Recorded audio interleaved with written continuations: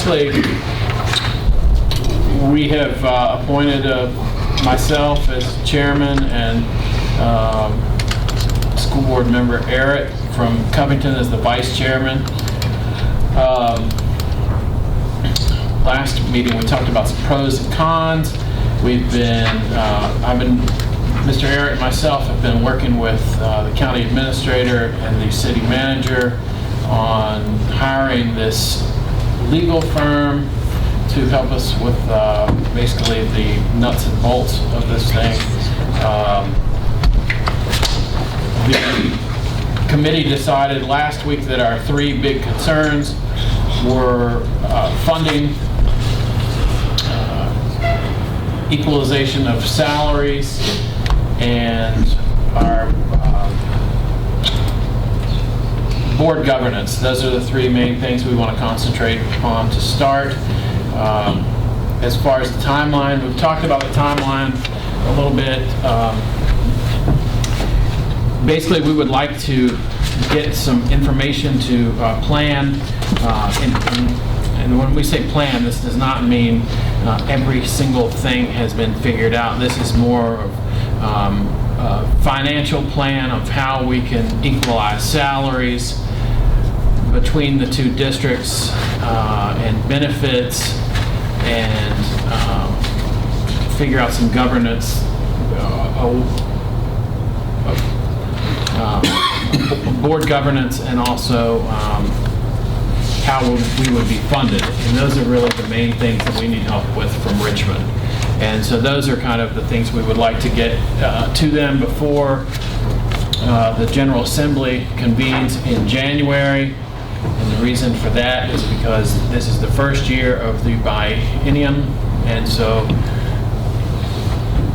basically I'll just say it, we think the state's going to have excess money, so this is a good time to hit them for some excess money to try to get some to equalize salaries. And you know, the biggest thing I hear is people talking about equalizing teacher salaries. Well, it's not just about teacher salaries, it's about everybody's salaries, from bus drivers to principals to cafeteria workers. We also need to work on job descriptions. You know, the custodial staff in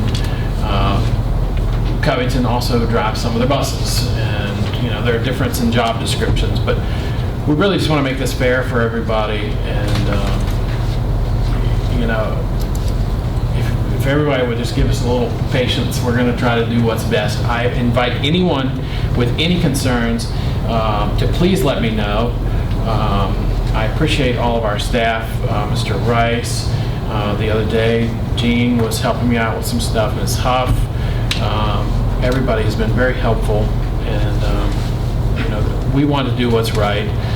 We don't want to freeze anybody's salaries. We want to keep everybody happy, and we think we can get some real help from the state to make these things happen. So bear with us, but please let me know any concerns you all have that going into this, that's something that we could overlook or something. But I talked to Mr. Eric after he was